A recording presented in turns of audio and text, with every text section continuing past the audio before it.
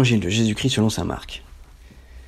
En ce temps-là, Jésus et ses disciples arrivèrent sur l'autre rive, de l'autre côté de la mer de Galilée, dans le pays des Géraséniens. Comme Jésus sortait de la barque, aussitôt un homme possédé d'un esprit impur s'avança depuis les tombes à sa rencontre. Il habitait dans les tombeaux et personne ne pouvait plus l'attacher, même avec une chaîne. En effet, on l'avait souvent attaché avec des fers aux pieds et des chaînes. Mais il avait rompu les chaînes, brisé les fers, et personne ne pouvait le maîtriser. Sans arrêt, nuit et jour, il était parmi les tombeaux et sur les collines, à crier et à se blesser avec des pierres. Voyant Jésus de loin, il accourut, se prosterna devant lui, et cria d'une voix forte : « Que me veux-tu, Jésus, fils du Dieu Très-Haut ? Je t'adjure par Dieu, ne me tourmente pas. » Jésus lui disait en effet : « Esprit impur, sors de cet homme. » Et il lui demandait : « Quel est ton nom ?» L'homme lui dit : « Mon nom est Légion, car nous sommes beaucoup. » Et il suppliait Jésus avec insistance de ne pas les chasser en dehors du pays. Or, il y avait là, du côté de la colline, un grand troupeau de porcs qui cherchait sa nourriture. Alors les esprits impurs supplièrent Jésus : « Envoie-nous vers ces porcs, et nous entrerons en eux. » Il le leur permit. Ils sortirent alors de l'homme et entrèrent dans les porcs. Du haut de la falaise, le troupeau se précipita dans la mer. Il y avait environ 2000 porcs, et ils se noyaient dans la mer. Ceux qui les gardaient prirent la fuite. Ils annoncèrent la nouvelle dans la ville et dans la campagne, et les gens vinrent voir ce qui s'était passé. Ils arrivent auprès de Jésus, ils voient le possédé assis, habillé et revenu à la raison, lui qui avait eu la légion des démons. Et ils furent saisis de crainte. Ceux qui avaient vu tout cela leur racontèrent l'histoire du possédé, et ce qui était arrivé au porc. Alors ils se mirent à supplier Jésus de quitter leur territoire. Comme Jésus remontait dans la barque, le possédé le suppliait de pouvoir venir avec lui.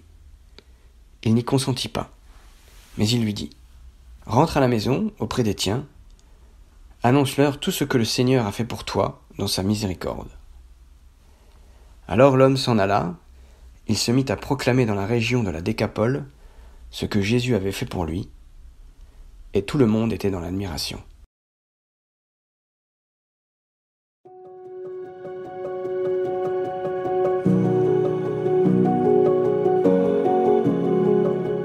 Ce n'est pas la première fois que nous voyons Jésus accomplir un exorcisme.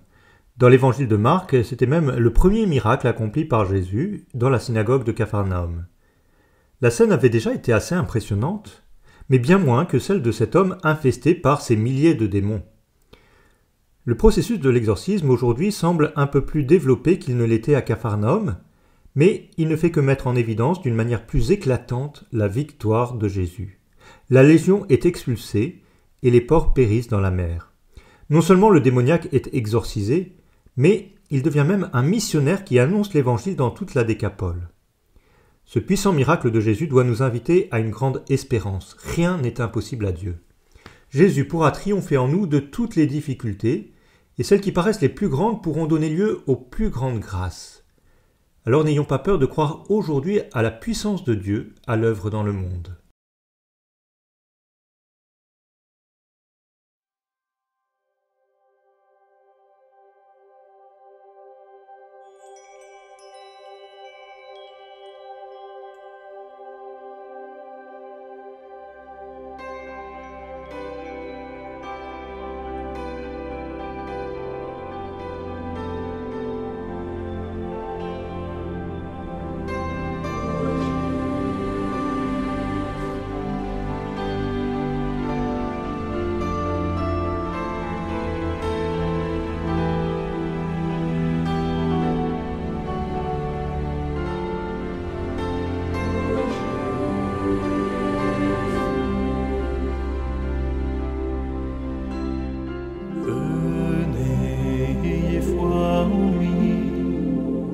car il est notre espérance. Venez, ayez foi en lui, Jésus vous attend.